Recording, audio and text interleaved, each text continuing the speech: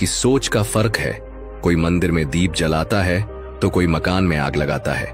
इसलिए जीवन में हमेशा सकारात्मक सोच और सच्चे इरादों को साथ रखें। पानी चाहे जितना भी साफ हो, उसमें गहराई मापने के लिए पत्थर डालना पड़ता है।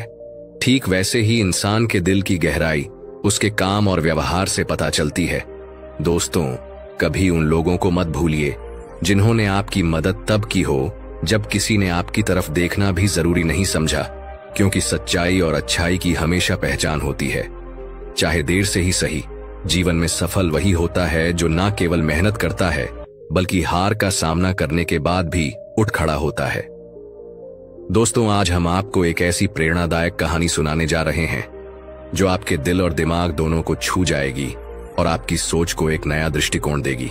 ये कहानी है एक गरीब किसान और एक घमंडी सेठ की। कहते हैं जो दूसरों के दुख को समझता है वही इंसान कहलाने लायक होता है, लेकिन जब घमंड और स्वार्थ दिल में घर कर जाए तो इंसान इंसानियत से दूर हो जाता है।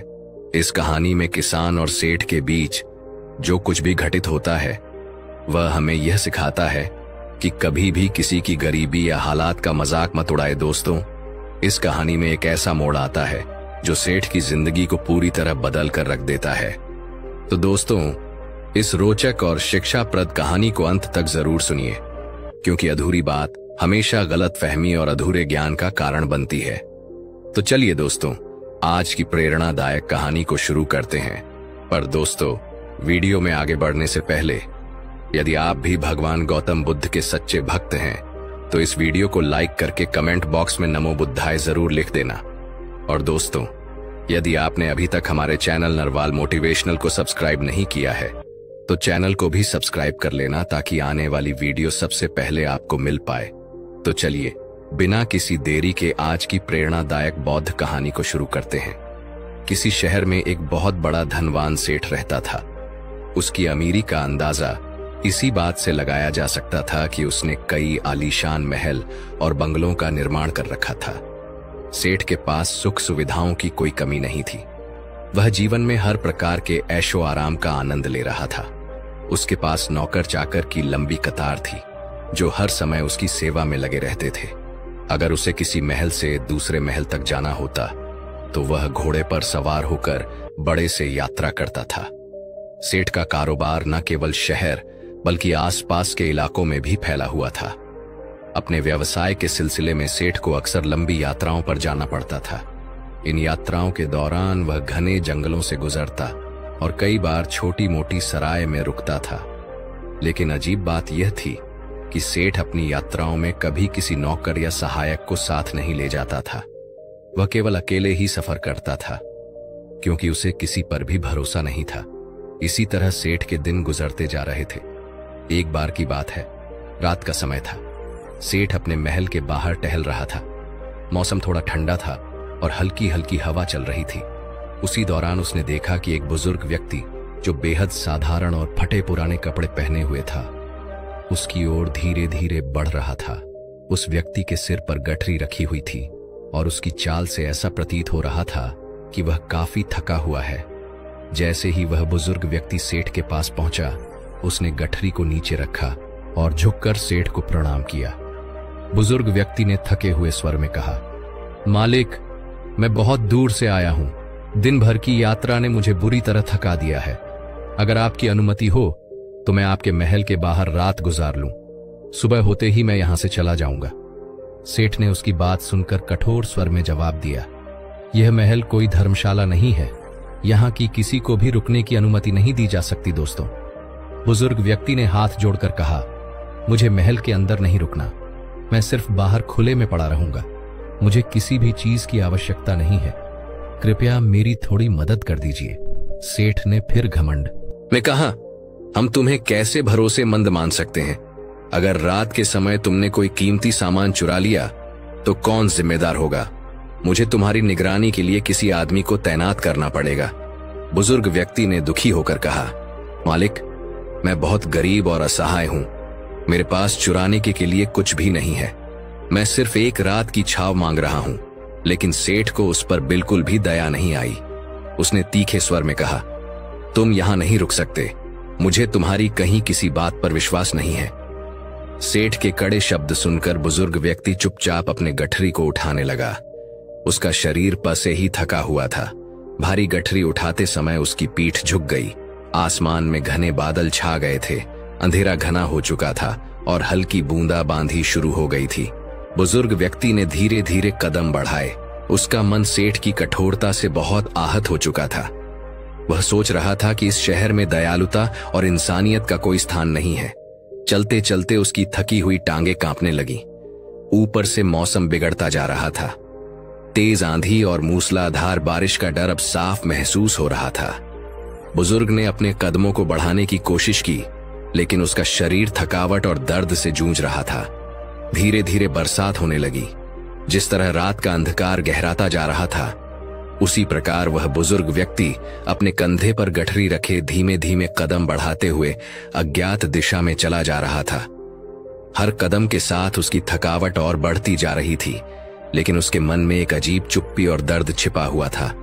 उधर समय अपनी रफ्तार से बीतता रहा और कुछ दिनों के बाद एक घटना घटी जिसने उस रात के दृश्य को याद दिला दिया। एक दिन वही धनी सेठ अपने मित्रों और सेवकों के साथ शिकार खेलने के लिए जंगल में गया। यह उसका शौक था और वह अक्सर ऐसा करता रहता था। शिकार खेलते समय उसकी नजर एक हिरण पर पड़ी। हिरण को पकड़ने की चाहत में उसने अपने घोड़े को उस दिशा में दौड़ा दिया। घोड़े की गति तेज थी और सेठ का ध्यान केवल हिरण पर था, लेकिन हिरण बहुत चालाकी से जंगल के भीतर छिप गया। हिरण का पीछा करते करते सेठ अपने साथियों से काफी आगे निकल चुका था। जंगल इतना घना था कि आसमान तक देखना मुश्किल हो गया। चारों ओर पेड़ों की भरमार और सन्नाटे ने सेठ को धीरे धीरे घबरा दिया। उसे यह एहसास ही नहीं हुआ कि वह अपनी टोली से बिछड़ चुका है। घने जंगल में रास्ता भूलने के बाद उसने कई घंटे इधर उधर भटकने की कोशिश की। दिन ढलने लगा और रात का सन्नाटा गहराने लगा। आसमान में घने बादल छा गए और थोड़ी देर बाद तेज बारिश शुरू हो गई।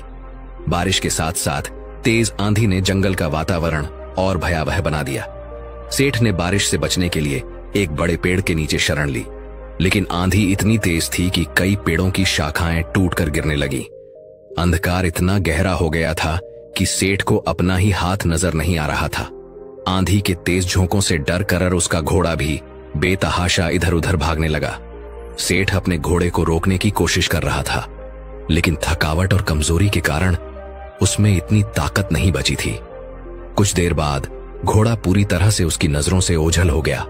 बारिश के कम होने और आंधी थमने के बाद वातावरण थोड़ा शांत हो गया। धूल और मिट्टी जो चारों ओर उड़ रही थी, बारिश के कारण नीचे बैठ गई। आसमान में हल्की हल्की चांदनी झांकने लगी। सेठ ने चारों ओर नजर घुमाई, लेकिन उसका घोड़ा कहीं नहीं दिखा।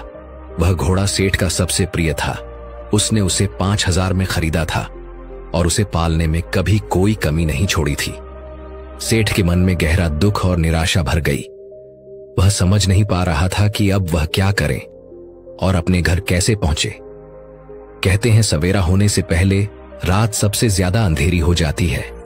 ठीक उसी तरह किसी भी समय के हल होने से पहले निराशा और परेशानियां चरम पर होती हैं। उसी निराशा के क्षण में सेठ ने दूर से एक आकृति को अपनी ओर आते हुए देखा। पहले तो सेठ घबरा गया। उसे लगा कि कहीं यह व्यक्ति कोई डाकू या चोर ना हो जो उसे लूटने के इरादे से आ रहा हो। लेकिन जैसे ही वह व्यक्ति पास आया, उसने विनम्रता से नमस्कार किया और मुस्कान के साथ सेठ को संबोधित किया। उसकी मुस्कान और सौम्यता ने सेठ के मन में उठ रहे डर को खत्म कर दिया। उस अजनबी ने हंसते हुए कहा, मालिक, आप इतने परेशान क्यों लग रहे हैं? क्या आप रास्ता भटक गए हैं या किसी मुसीबत में फंस गए हैं? सेठ ने राहत की सांस लेते हुए अपनी पूरी कहानी उसे सुना दी।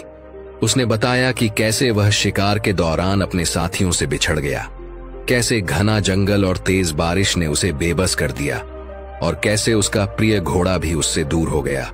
उस व्यक्ति ने पूरी बात ध्यान से सुनी और सहानुभूति भरे स्वर में कहा, मालिक, चिंता मत कीजिए, मैं आपको अपने घर ले चलता हूं। वहां आप आराम कर सकते हैं। ये जंगल मेरा अपना है। मैं यहाँ के हर कोने से परिचित हूं। आप मेरे साथ चलिए। थकावट और निराशा से भरा सेठ उसके साथ जाने को तैयार हो गया। कुछ देर चलने के बाद वे एक छोटी सी झोपड़ी तक पहुंचे। वहां पहुंचकर उस व्यक्ति ने कहा, यह मेरी झोपड़ी है। मैं यहां अपने बूढ़े पिता के साथ रहता हूं। जो भी साधारण भोजन मेरे पास है आप उसे खा सकते हैं। यहां रात गुजारे और आराम करें। सेठ ने झकते हुए कहा, लेकिन मेरे घोड़े का क्या होगा? वह तो मेरे लिए बहुत कीमती है। उस व्यक्ति ने विश्वास से कहा, चिंता मत कीजिए, सुबह होने से पहले मैं आपके घोड़े को ढूंढ निकालूंगा। सेठ ने हैरानी से पूछा, इतने बड़े और घने जंगल में जहां अंधेरा छाया हुआ है, तुम मेरे घोड़े को कैसे ढूंढ पाओगे? उस व्यक्ति ने आत्मविश्वास भरे स्वर में कहा, यह जंगल मेरा घर है। मैं इसके हर कोने कोने को जानता हूं। अगर आपका घोड़ा इस जंगल में है तो मैं उसे ढूंढने में जरूर कामयाब होऊंगा, और अगर आपके साथी भी इसी जंगल में है तो मैं उन्हें भी खोज निकालूं। अगर वे इस जंगल में हुए तो मैं अवश्य ही उन्हें ढूंढ निकालूं। इस उत्तर को सुनकर सेठ के दिल को गहरी राहत मिली। उसकी थकी हुई आत्मा को जैसे उम्मीद का एक सहारा मिल गया। सेठ ने खुद को शांत और निश्चिंत महसूस किया। हालांकि वह अभी भी सोया नहीं था कि अचानक उस व्यक्ति ने सेठ के सामने कटोरा रखा। सेठ ने हैरानी से पूछा, यह क्या है भाई? उस व्यक्ति ने मुस्कुराते हुए कहा, सेठ जी, यह हमारी बकरी का ताजा दूध है, इसे ग्रहण कीजिए। सेठ ने जिज्ञासा से पूछा, क्या तुम्हारे पास कई बकरियां हैं? वह व्यक्ति धीरे से बोला, नहीं सेठ जी, हमारे पास तो केवल एक ही बक। सेठ ने आश्चर्य से कहा, केवल एक बकरी और इतना दूध? यह असंभव लगता है। क्या तुमने खुद नहीं पिया? उस व्यक्ति ने सिर झुकाते हुए उत्तर दिया, पिताजी ने आज के दूध को अतिथि सेवा के लिए समर्पित कर दिया है। आज हम इस दूध को नहीं छू सकते। सेठ ने गंभीर स्वर में कहा, यह कैसी परंपरा है? आखिर तुम खुद क्यों नहीं पीते? उस व्यक्ति ने विनम्रता से जवाब दिया, हमारे यहां दूध को सबसे से उत्तम भोजन माना जाता है। अतिथि की सेवा हमारी पहली प्राथमिकता है। मेरे पिताजी ने विशेष रूप से यह दूध आपकी सेवा के लिए भेजा है। सेठ ने उसकी उदारता से प्रभावित होकर कहा, तुम तो सच में देवता समान हो। उस व्यक्ति ने मुस्कुराते हुए उत्तर दिया, सेठ जी, देवता होना तो बहुत दूर की बात है, हम तो इंसानियत को भी पूरी तरह अपनाने में असमर्थ हैं। उसकी विनम्रता से सेठ का दिल भर आया। उसने कहा, नहीं भाई, तुम में मानवता कूट कूट कर भरी हुई है। बातें करते करते सेठ की आंख लग गई, लेकिन वह व्यक्ति जो अतिथि सेवा को सबसे बड़ा धर्म मानता था, चुपचाप उठा। उसने एक मशाल अपने हाथ में ली और घोड़े को ढूंढने के लिए अंधेरे जंगल की ओर निकल पड़ा। पूरी रात उसने घोड़े को खोजने में बिता दी। सुबह के करीब उसने जंगल के एक कोने में सेठ का घोड़ा ढूंढ निकाला। जब वह घोड़े को लेकर अपनी झोपड़ी लौटा तो उसकी मां ने तुरंत उठकर घोड़े के लिए चारा डालना शुरू कर दिया। वह जानती थी कि जंगल से लौटे हुए घोड़े को भूख और थकावट होगी। हालांकि घोड़ा घास चरकर लौटा था, फिर भी उसकी मां ने घोड़े की सेवा को अतिथि सेवा का हिस्सा माना। सुबह जब सेठ जागा तो उसने देखा कि उसका प्रिय घोड़ा चारा खा रहा है।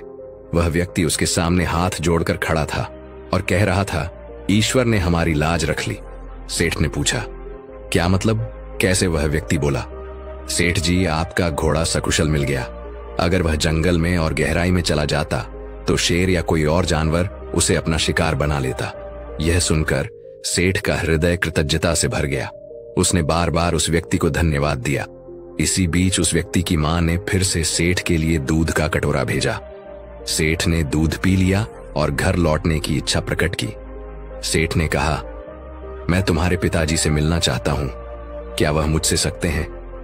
वह युवक बोला, पिताजी इस समय आराम कर रहे हैं, मैं उन्हें बुलाने जाता हूं। वह युवक अपने पिता के पास गया जो बिस्तर पर लेटे हुए थे। युवक ने धीरे से कहा, पिताजी, अतिथि महाशय आपसे मिलना चाहते हैं। उसके पिता ने अपनी आंखें बंद रखते हुए पूछा, क्यों मिलना चाहते हैं? युवक ने उत्तर दिया, वे आपकी उदारता और सेवा के लिए आपको धन्यवाद देना चाहते हैं। पिता ने गहरी सांस ले हुए कहा, बेटा, उनसे कहना कि कुछ दिन और यहां ठहर जाए। युवक ने कहा, पिताजी, मैंने उन्हें यही सुझाव दिया था, लेकिन वह तैयार नहीं हुए दोस्तों। पिता ने थोड़ी देर शांत रहकर कहा, अच्छा, तो उन्हें उनके घर तक छोड़ाओ। फिर युवक ने सिर हिलाते हुए कहा, ठीक है, लेकिन पिताजी, वे जाने से पहले आपसे मिलना चाहते हैं। पिता ने गहरी आवाज में कहा, बेटा, यह ठीक ठीक रहेगा कि मैं उनसे ना मिलूं। पिता के इस उत्तर को सुनकर युवक थोड़ा चौंक गया। हालांकि उसने अपने पिता की बात पर कोई सवाल नहीं उठाया। वह चुपचाप खड़ा रहा और अपने पिता के सामने कोई शब्द नहीं कहा था। आज वह अपने पिता को इस प्रकार देखने लगा जैसे उसकी आंखों में कोई सवाल लिख दिया गया हो। वह बिना कुछ कहे अपने पिता की ओर आश्चर्य भरी निगाहों से देख रहा था। पिता ने पुत्र की आंखों में झलक रहे प्रश्न को पढ़ लिया। मुस्कुराते उन्होंने बेटे को धीरे धीरे समझाते हुए कहा, बेटा, शायद तुम यह पूछना चाहते हो कि मैं अतिथि से मिलने से क्यों बच रहा हूं और उसका ऐसा सम्मानजनक आदर क्यों नहीं कर रहा जैसा कि वह योग्य है। दोस्तों, पुत्र ने विनम्रता से कहा, पिताजी, मैं सच में यह बात समझ नहीं पा रहा हूं। आपके इस व्यवहार में मुझे सत्कार के स्थान पर अनादर झलकता है। पिता ने हंसते हुए कहा, बेटे, यह आर नहीं बल्कि आदर का ही एक रूप है। मेरी यह चुप्पी अतिथि के प्रति गहरा सम्मान प्रकट करती है। पुत्र ने आश्चर्यचकित होकर कहा, पिताजी, यह कैसी बात है? मैं इस अनादर में आदर की भावना को समझने में असमर्थ हूं। कृपया इसे स्पष्ट करें। पिता ने धीरे से जवाब दिया, बेटा, यह एक साधारण सी घटना है जिसे बताने का कोई महत्व नहीं है, लेकिन यदि तुम इसे जानना ही चाहते हो तो सुनो। दोस्तों, पिता ने थोड़ा रुककर कहा, अतिथि से कह देना कि मैं बूढ़ा और बीमार हूं। मेरे स्वास्थ्य ने मुझे बिस्तर से उठने की अनुमति नहीं दी, इसलिए मैं उससे मिलने में असमर्थ हूं। यह ना बताना कि मैं जानबूझकर उनसे दूर रहना चाहता था। पुत्र ने सिर झुकाते हुए कहा, पिताजी, मैं आपकी बात अतिथि तक पहुंचा दूंगा, लेकिन मुझे यह ठीक नहीं लगता कि आप उनसे ना मिले। वह आपको अपना आदर्श मान रहे हैं। पिता ने शांत स्वर में कहा, बेटा, यही ठीक रहेगा। कभी कभी आदर दूर से ही किया जाता है। पुत्र ने अपने पिता का संदेश सेठ तक पहुंचा दिया। इसे सुनकर सेठ ने गहरी सांस ली और भावुक होकर कहा, ऐसे पवित्र स्थान पर आकर मैं उस महापुरुष को देखे बिना वापस कैसे जा सकता हूं, जिनके घर में भटके हुए को राह दिखाई जाती है, जहां अजनबियों को ऐसे स्वागत और सत्कार से नवाजा जाता है कि वे खुद को सम्मानित महसूस करें। ऐसे परिवार को देखकर ही जीवन धन्य हो जाएगा। पुत्र ने सेठ का संदेश अपने पिता तक पहुंचाया। यह सुनने के बाद बुजुर्ग को अपने कमरे से बाहर आना ही पड़ा। जैसे ही वह बाहर आए, सेठ ने उन्हें देखते ही पहचान लिया। उसकी आंखें आश्चर्य से फैल गईं। यह वही बुजुर्ग थे जो कुछ दिन पहले सेठ के महल के सामने गठरी उठाए खड़े थे और एक रात के लिए आश्रय मांग रहे थे। सेठ की आंखों के सामने वह घटना एक बार फिर जीवंत हो उठी। उसे याद आया उसने किस तरह उस बुजुर्ग को दुत्का था और यहां तक कि चोर तक कह दिया था। सेठ का दिल ग्लानि से भर गया। उसने अपने दोनों हाथ जोड़कर बुजुर्ग के सामने क्षमा याचना की। बुजुर्ग ने शांत स्वर में कहा, सेठ जी, क्षमा मांगने की कोई आवश्यकता नहीं है। मैं आपको उस घटना की याद दिलाना ही नहीं चाहता था, परंतु आपके आग्रह के कारण मुझे बाहर आना पड़ा। यदि इस घटना से आपको कोई दुख पहुंचा है तो मुझे ही आपसे क्षमा मांगनी चाहिए। सेठ ने भावुक होकर कहा, आपका व्यक्तित्व तो अद्वितीय है। आप वास्तव में देवता समान हैं। आपकी यह झोपड़ी महलों से भी ऊंची है, क्योंकि यहां सच्ची मानवता का वास है। इतना कहकर सेठ बुजुर्ग के चरणों में गिर पड़ा। उसके आंखों से पश्चाताप के आंसू बहने लगे। उसके फड़फड़ा होंठ मानो यही कह रहे थे, आपकी इस झोपड़ी ने मेरी सोच और मेरे हृदय को बदल कर रख दिया है। इस घटना के बाद सेठ अपने घर लौटा।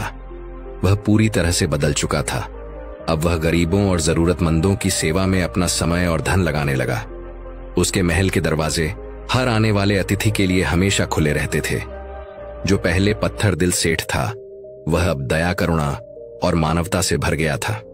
उसका कठोर हृदय पूरी तरह से पिघल चुका था।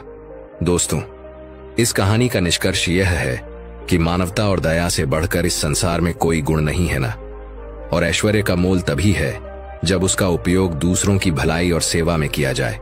कहानी हमें यह सिखाती है कि सच्ची महानता बाहरी वैभव में नहीं, बल्कि भीतर की उदारता और करुणा में निहित होती है। सेठ, जो प्रारंभ में कठोर हृदय और स्वार्थ से भरा हुआ था, अपनी अमीरी और अहंकार के कारण दूसरों की भावनाओं और जरूरतों को समझने में असमर्थ था।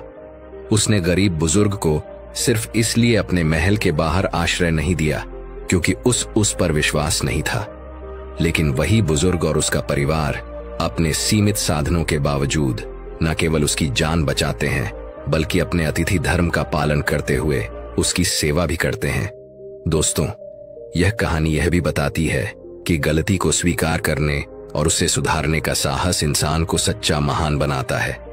जब सेठ ने अपनी गलती का एहसास किया और बुजुर्ग से माफी मांगी तो उसका हृदय पूरी तरह से बदल गया।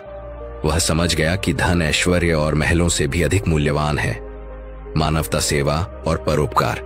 दोस्तों, कहानी का मुख्य संदेश यह है कि हमें अपने हृदय को दूसरों के लिए खुला रखना चाहिए। किसी की गरीबी, स्थिति या रूप रंग के आधार पर उसकी उपेक्षा नहीं करनी चाहिए। सच्चा सुख दूसरों की मदद करने और उनके जीवन में खुशियां लाने से मिलता है। जो व्यक्ति अपनी मानवता को पहचानता है वही वास्तव में जीवन में सफल होता है। प्रिय दर्शकों, आप सभी को यह कहानी कैसी लगी? कमेंट करके अवश्य बताएं। अगर कहानी अच्छी लगी तो इस वीडियो को अपने दोस्त, फैमिली के साथ जरूर शेयर करिएगा। साथ ही चैनल को सब्सक्राइब और वीडियो को लाइक जरूर करें। दोस्तों, आपका एक लाइक और सब्सक्राइब मेरे लिए एक बहुत बड़ा उपहार के समान है, इसलिए सब्सक्राइब करना बिल्कुल भी ना भूले।